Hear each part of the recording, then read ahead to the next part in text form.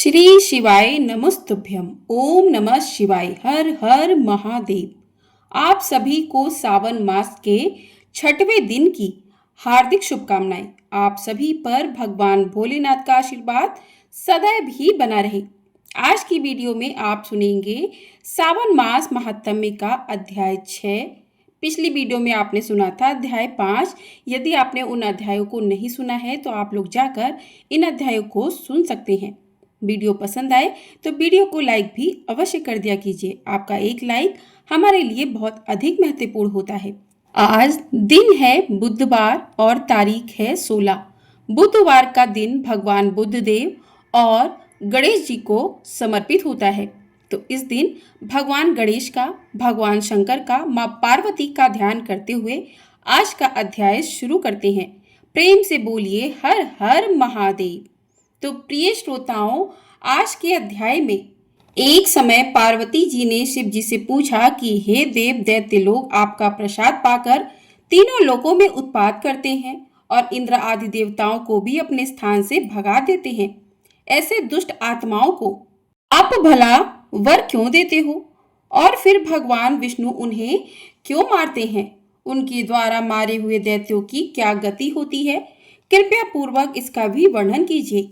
तब महादेव जी कहने लगे, देवी, सात्विक, राजस और तामस 3 प्रकार के प्राणी होते हैं। उनमें यह दैत्यगण प्रायः तमोगुणी और दुर्लभ होते हैं।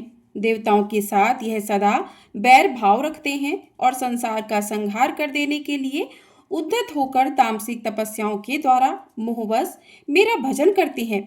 फिर मैं जो उन्हें वरदान देता हूँ उसमें केवल उनकी भक्ति ही उनका कारण होती है। मैं भक्ति से भली बात वश में हो जाने वाला हूँ। तपस्या के अनुसार वर पाकर वे पापात्मा दैत्य जो विष्णु जी के द्वारा मारे जाते हैं, उसका रहस्य भी मुझसे सुनो। मैं और श्री विष्णु जो भिन्न भिन्न प्रतीत होते हैं उसमें गुण भाग कारण है। वास्तव में हम दोनों अभिन्न हैं। हम में आराध्य और आराधक आदि का भेद भी सामान्य है। हम उनके आराध्य हैं और वे हमारे हैं। श्री विष्णु के चरणों के अग्रभाग से निकली हुई गंगा जी को मैं भक्ति पूर्वक अपने मस्तक पर धारण करता हूँ। तीनों लोगों की रक्षा के लिए उद्धत हुए श्री विष्णु ने भी चिरकाल तक मेरी उपासना करके दुष्ट दैत्यों का नाश करने वाला सुदर्शन चक्र प्राप्त किया था। त्रिभुवन की उत्पत्ति के कारण भूत श्री हरि की मैं भक्ति पूर्वक आराधना करता हूँ। ठीक इसी प्रकार श्री हरि भी मेरी आज्ञा शिरोधार्य करके अजन्मा होते हुए भी जन्म लेकर संपूर्ण जगत की रक्षा किया करती हैं। हिरण्यकश्यपु दैत्य का वध करने के लिए नरसिंह शरीर धारण करने वाले श्री हरि को मैंने ही शांत किया था। इसी प्रकार बाणासुर की रक्षा के लिए त्रिशूल उठाने वाले मुझ शंकर को मनुष्य अवतार में स्थित होते हुए भी श्री हरि ने लीलापूर्वक स्तब्ध कर दिया था। मेरी महिमा और प्रभाव को बढ़ाते हुए मेरे प्रभु भगवान विष्णु नित्य मेरी सेवा करते हैं और मैं भी अनादि अनंत परमात्मा श्री हरि का ध्यान, योग और समाधि में चिंतन करता हूँ। इस प्रकार उनका और मेरा भेद वास्तविक नहीं है। मूर्ख मनुष्य ही हम दोनों में भेद और कम या अधिकता का आरोप लगाते हैं। मैं ही विष्णु रूप धारण करके दुष्टों का संहार करता हूँ। वे दैत्य हम दोनों के प्रभाव से निष्पाप होकर मुक्ति के लिए ब्रह्म ऋषियों के कुल में जन्म लेते हैं। ब्रह्मचर्य के पश्चात पाशुपत योग का आश्रय लेकर पूर्व जन्म के संस्कार से वे फिर मेरी उपासना करते हैं, मेरे लिंगों का पूजन करते हैं। सदा एकमात्र मुझ में ही अपना मन लगाए हुए मेरे ध्यान में दृढ़तापूर्वक स्थित रहते हैं। जो संपूर्ण जगत की अधिष्ठात्री तुम पार्वती की वंदना करते हैं, उन्हें देह त्याग के बाद मैं सारूप्य तथा सालोक की मुक्ति दे देता हूँ। धर्मशास्त्र के अनुसार आचार के कारण वे साधु पुरुषों और मुनियों द्वारा निंदित भी नहीं होते। तीर्थ यात्रा के प्रसंग से वे ब्राह्मण लोग जब यहाँ आते हैं तब मैं उन्हें अपने स्थान पर ले आता हूँ और तुम उन भोजनार्थी तपस्वी जनों को तरह तरह के उपहारों से तृप्त करती हो।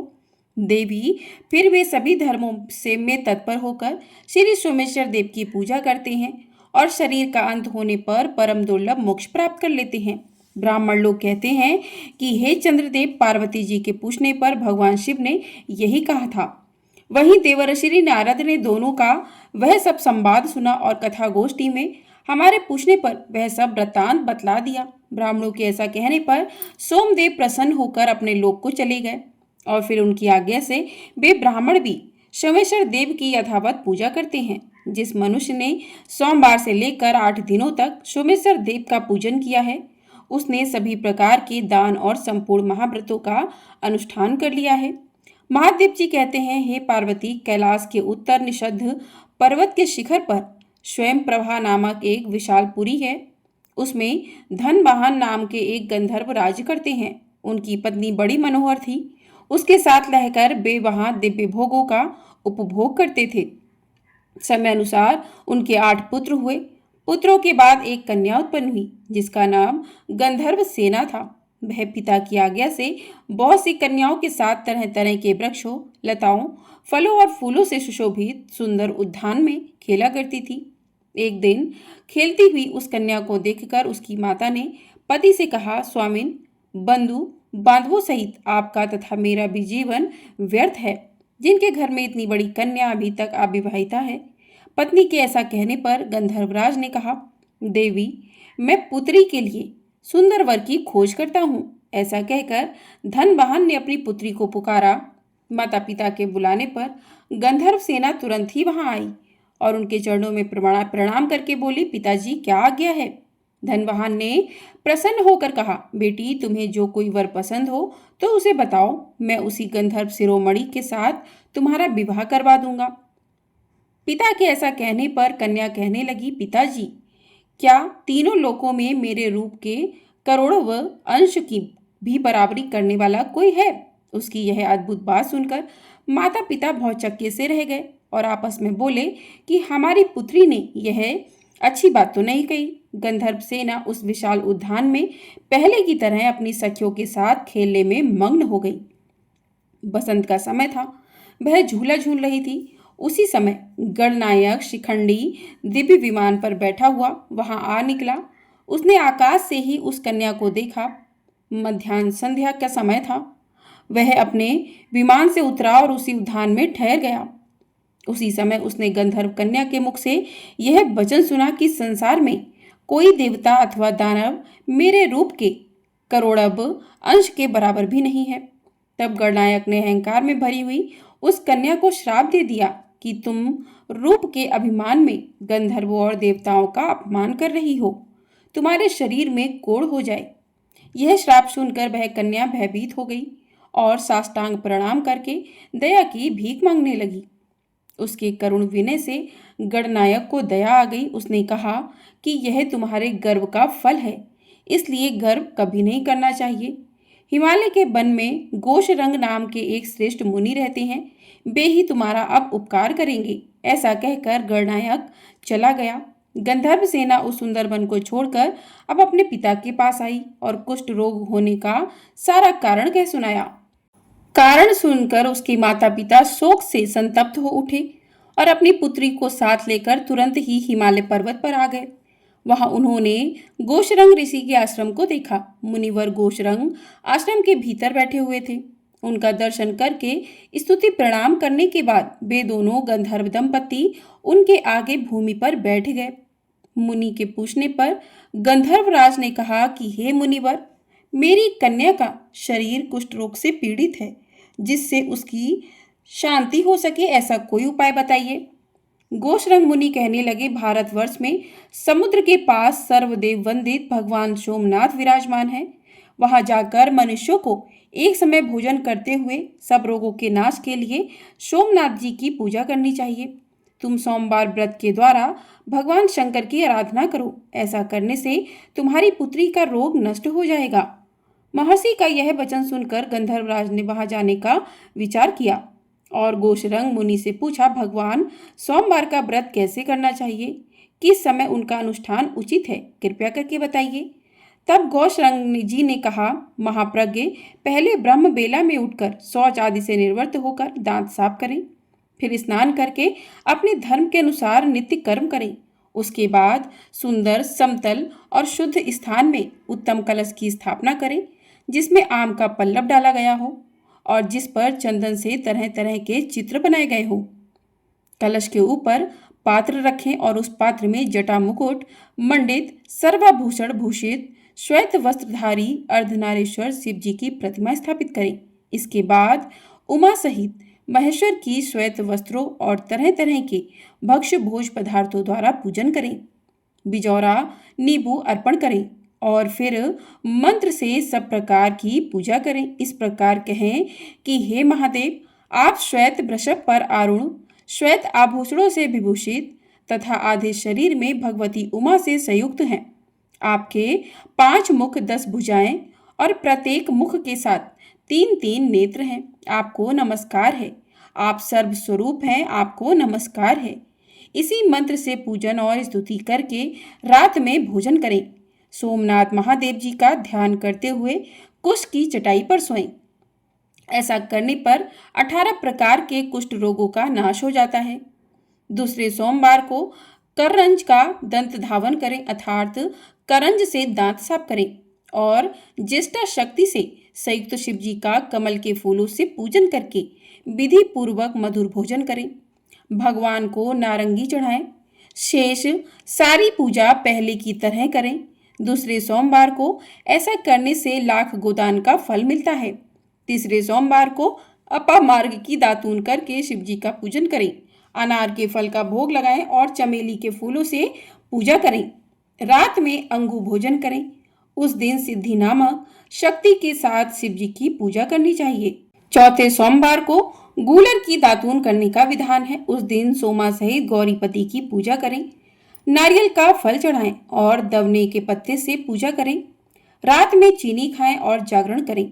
5वें सोमवार को विभूति सहित गणेश्वर की कुंद के फूलों से पूजा करें। पीपल की दातून करें और मुनक्का के साथ अर्घ दें। रात को मौतिक तंदुल अर्थात सफेद मक्का का भोजन करें। ऐसा करने से अश्वमेध यज्ञ का फल मिलता है। छठे सोमवार को भद्रा सहित स्वरूप नामक शिव जी का पूजन करें। चमेली की दातून करें और धतूरे के फल से अर्घ दें। उस दिन बेला के फूलों से परम भक्ति पूर्वक पूजन करना चाहिए। रात में कपूर भोजन करें। 7वें सोमवार को बेला की दातून करें और दीप्ता शक्ति के साथ सर्वज्ञ शिव की पूजा करें। जम्भीरी नींबू का फल अर्पित करें और चमेली के फूलों से पूजा करें। रात को लौंग खाएं। ऐसा करने से अनंत फल की प्राप्ति होती है। 8वें सोमवार को केले के फल और मरुआ के फूलों से अमोघा शक्ति सहित जगदीश्वर शिव का पूजन करें। रात में दूध पिएं। इससे अग्निष्टम यज्ञ का फल मिलता है। करोड़ बार गंगा स्नान करने और सूर्य ग्रहण के समय कुरुक्षेत्र में वेदवेता ब्राह्मण को 10,000 स्वर्ण मुद्रा दान करने से जिस फल की प्राप्ति होती है, वही सोमवार व्रत करने पर कोटि गुना होकर मिल जाता है। 9वें सोमवार प्राप्त होने पर व्रत का उद्यापन करें। ध्वजा पताकाओं से सुशोभित गोल मंडप और कुंड बनाएं। 4 दरवाजे बनाकर मंडप के मध्य में चौकोर वेदी का निर्माण करें। उस पर मंडल बनाकर बीचों बीच कमल बनाएं। 8 दिशाओं में अलग अलग स्वर्ण सहित कलश स्थापित करें। पूर्व से लेकर वाम आदि शक्तियों की स्थापना करें। कर्णिका में परम प्रकाश में श्री सोमनाथ जी को विराजमान करें। श्री सोमनाथ जी की सोने की मूर्ति मनोमती नामक शक्ति के साथ स्वर्ण सैया पर स्थापित करनी चाहिए। सोने अथवा रजत आदि के पात्र को शहद से भरकर उसे स्वर्ण सैया पर ढक कर रख दें और उसी पर शिव प्रतिमा का पूजन करें। फिर वस्त्र आभूषण तांबुल छत्र चबर दर्पण दीप घंटा चंदोबा सैया और गद्दा आदि वस्तुएं सोमनाथ जी की प्रीति के उद्देश्य से पुराणवेता आचार्य को दान कर दें। वहीं होम कराएं। पूजन करके रात में वहीं जागरण करें। अपने हृदय में सोमनाथ जी का ध्यान करते हुए पंचगव्य पी कर रहें। प्रातःकाल स्नान करके विधि पूर्वक सोमदेव जी का ध्यान करें। इसके बाद दूध और चीनी से बने हुए अनेक प्रकार के भक्ष्य भोज्य पदार्थों द्वारा 9 ब्राह्मणों को भक्ति पूर्वक भोजन कराएं। 2 वस्त्र और 1 गोदान करके विसर्जन करें। इस प्रकार सोमवार व्रत का पालन करने वाला पुरुष अक्षय पुण्य का भागी होता है। धन धान्य से संपन्न तथा स्त्री पुत्र आदि से सुशोभित होता है। उसके कुल में कोई भी दरिद्र अथवा दुखी नहीं होता। इस प्रकार विधि पूर्वक व्रत करने पर मनुष्य देह त्याग के बाद अंत में शिवलोक को जाता है। महाभाग, जहाँ भगवान सोमनाथ विराजमान है वहाँ शीघ्र जाओ। महादेव जी कहते हैं, गोशरंग मुनि के ऐसा कहने पर गंधर्वराज धनवाहन अपनी पुत्री के साथ सब उपहार लेकर प्रभास क्षेत्र में आ गए। वे सोमनाथ जी का दर्शन करके आनंद मग्न हो गए। यात्रा के क्रम से सोमनाथ जी का पूजन करके उन्होंने कन्या सहित सोमवार का व्रत किया। इससे उनके ऊपर सोमनाथ जी प्रसन्न हुए और उन्होंने उनकी कन्या के रोगों का नाश करके समस्त कामनाओं की सिद्धि देने वाला गंधर्व देश का राज्य और अपनी भक्ति प्रदान कर दी। महादेव जी से वरदान पाकर धनवाहन गंधर्व कृतार्थ हो गए। उन्होंने सोमनाथ जी के उत्तर भाग में दंडपाणी के समीप भक्ति पूर्वक गधेश्वर शिव जी की स्थापना की। वे वर्धा से पश्चिम 5 धनुष की दूरी पर स्थित हैं। पंचमी तिथि में उनकी पूजा करके मनुष्य कभी दुखी नहीं होता। धनवाहन की पुत्री गंधर्व सेना ने भी वहीं गौरी जी के समीप पूर्व भाग में 3 धनुष की दूरी पर बिमलेश्वर नामक शिवलिंग की प्रतिष्ठा की, जो सब रोगों का नाश करने वाला है। तृतीया को बिमलेश्वर की पूजा करके प्रत्येक स्त्री दुर्भाग्य दोष से मुक्त हो जाती है, घर में सम्मानित होती और पुत्र और संपूर्ण मनोरथों को प्राप्त कर लेती है। जय भोलेनाथ, जय शिव शंभू। तो इसी के साथ आज का अध्याय यहीं पर समाप्त हुआ। प्रेम से बोलिए हर हर महादेव। इसके आगे का वृत्तांत आप अगले अध्याय में सुनेंगे। अब सुनते हैं श्री शिव चालीसा। पहले दोहा है, जय गणेश गिरिजा सुमन मंगल मूल सुजान, कहते अयोध्या दास तुम देहु अभय वरदान। जय गिरिजापति दीन दयाला सदा करत संतन प्रतिपाला, भाल चंद्रमा सोहतनी के कानन कुंडल नांग फनी के, अंग गौर सिंह शिर गंग बहाए, मुंड माल तन छार लगाए, वस्त्र खाल बागंबर सोहे, छवि को देखी नाग मन मोहे। मैना मातु की हवे दुलारी, बाम अंग सोहत छवि नारी, कर त्रिशूल सोहत छवि भारी, करत सदा शत्रुघ्न क्षयकारी। नंदी गणेश सोहे ते कैसे, सागर मध्य कमल है जैसे, कार्तिक श्याम और गरुड़राऊ, या छवि को कही जात न काऊ। देवन जब ही जाए पुकारा, तब ही दुख प्रभु आप निवारा, किया उपद्रव तारक भारी, देवन सब मिली तुम्हें जुहारी। तुरत डसानन आप पठायो, लव निमेष महमारी गिरायो, आप जलंधर असुर संहारा, सुयश तुम्हार विदित संसारा। त्रिपुरासुर सन युद्ध मचाई, सबई कृपा कर लीन बचाई, किया तपई भागीरथ भारी, पूरब प्रतिज्ञाता सुपुरारी। दानिन मह तुम सम को नाही, सेवक स्तुति करत सदाई, वेद नाम महिमा तब गाई, अकत अनादि वेद नहीं पाई। प्रकटी उदय मंथन में ज्वाला, जरत सुरासुर भय बिहाला, कीनी दया तह करी सहाई, नीलकंठ तब नाम कहाई। पूजन रामचंद्र जब कीना, जीत खिलंक विभीषण दीना, सहस कमल में हो रहे धारी, कीन परीक्षा तभय पुरारी। एक कमल प्रभु राखई जोई, कमल नयन पूजन चय सोई, कठिन भक्ति देखी प्रभु शंकर, भय प्रसन्न दिए इक्षित वर। जय जय जय अनंत अविनाशी, करत कृपा सबके घटवासी, दुष्ट सकल नित मोहि सतावे, भ्रमत रहो मोहि चैन न आवे। त्राहि त्राहि मैं नाथ पुकारो, यही अवसर मुनियान उबारो, ले त्रिशूल शत्रुघ्न को मारो, संकट से मोहियान उबारो। मात पिता भ्राता सब होई, संकट में पूछत नहीं कोई, स्वामी एक है आस तुम्हारी, आए हरो मम संकट भारी। धन निर्धन को देत सदाही, जो कोई जांचे सो फल पाही, स्तुति के विधि करे तुम्हारी, क्षमौनाथ अब चूक हमारी। शंकर हो संकट के नाशन, मंगल कारण विघ्न विनाशन, योगी यति मुनि ध्यान लगावे, शारद नारद शीश नभावे। नमो नमो जय नमः शिवाय, सूर्य ब्रह्मादिक पार न पाए, जो ये पाठ करे मन लाई, तापर होते है शंभु सहाई। ऋषनिया जो कोई हो अधिकारी, पाठ करे सो पावन हारी, पुत्रहीन करे इच्छा जोई, निश्चय शिव प्रसाद ते होई। पंडित त्रयोदशी को लावे, ध्यान पूर्वक होम करावे। त्रयोदशी व्रत करे हमेशा, त्रयोदशी व्रत करे हमेशा, ताके तन नहीं रहे कलेशा। धूप दीप नैवेद्य चढ़ावे, शंकर सम्मुख पाठ सुनावे। जन्म जन्म के पाप नसावे, अंत धाम शिवपुर में पावे। कहे अयोध्या दास आस तुम्हारी, जानी सकल दुख हरौ हमारी। नित्य नेम कर प्राताहि, पाठ करो चालीसा। तुम मेरी मनोकामना पूर्ण करो जगदीशा। मगसर छठी हेमंत ऋतु, संवद 64 जान। स्तुति चालीसा शिवै पूर्ण कीन कल्याण। हर हर महादेव। तो शिव चालीसा पूर्ण हुआ। अब करते हैं भगवान भोलेनाथ जी की आरती। ओम जय शिव ओमकारा, प्रभु हर शिव ओमकारा। ब्रह्मा विष्णु सदा शिव अर्धांगी धारा। ओम जय शिव ओमकारा। एकानन चतुरानन पंचानन राजे, हंसानन गरुड़ासन वृषवाहन साजे। ओम जय शिव ओमकारा। दो भुज चार चतुर्भुज, 10 भुज अति सोहे। त्रिगुण रूप निरुपता, त्रिभुवन जन मोहे। ओम जय शिव ओमकारा।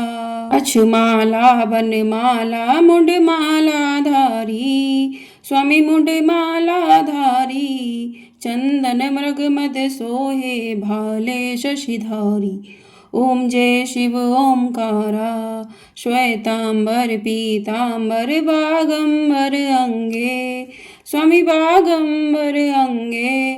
सनकादिक गरुड़ादिक भूतादिक संगे। ओम जय शिव ओमकारा। करके मध्य कमंडल चक्र त्रिशूलधारी, स्वामी चक्र त्रिशूलधारी। सुखकारी दुखहारी, जग पालनकारी। ओम जय शिव ओमकारा। ब्रह्मा विष्णु सदा शिव जानत अविवेका, प्रणवाक्षर के मध्य ये तीनों एका। ओम जय शिव ओमकारा। काशी में विश्वनाथ विराजत, नंदिनी ब्रह्मचारी। नित उठ भोग लगावत, महिमा अति भारी। ओम जय शिव ओमकारा। त्रिगुण शिव जी की आरती जो कोई नर गावे, कहत शिवानंद स्वामी सुख संपत्ति पावे। ओम जय शिव ओमकारा। स्वामी हर शिव ओमकारा, प्रभु हर शिव ओमकारा। प्रेम से बोलिए हर हर महादेव। ओम नमः शिवाय। इसी के साथ आज का अध्याय यहीं पर समाप्त हुआ। कथा और भगवान भोलेनाथ की आरती पूर्ण हुई। आगे का वृत्तांत, आगे की कथा आप अगले अध्याय में सुनेंगे। आपको ये वीडियो पसंद आई हो, वीडियो को लाइक कर दीजिएगा। चैनल पर नए हैं तो चैनल को सब्सक्राइब भी कर लीजिएगा। आपको हमारे चैनल पर सावन से जुड़ी जितने भी व्रत त्योहार कथाएं हैं सभी आपको हमारे चैनल पर मिलेंगी। तो चैनल को सब्सक्राइब करके ढेर सारा अपना प्यार ज़रूर दीजिएगा। और वीडियो पसंद आए तो वीडियो को लाइक भी कर दीजिएगा, शेयर भी कर दीजिएगा। और कमेंट बॉक्स में हर हर महादेव भी अवश्य लिखिएगा। प्रेम से बोलिए हर हर महादेव।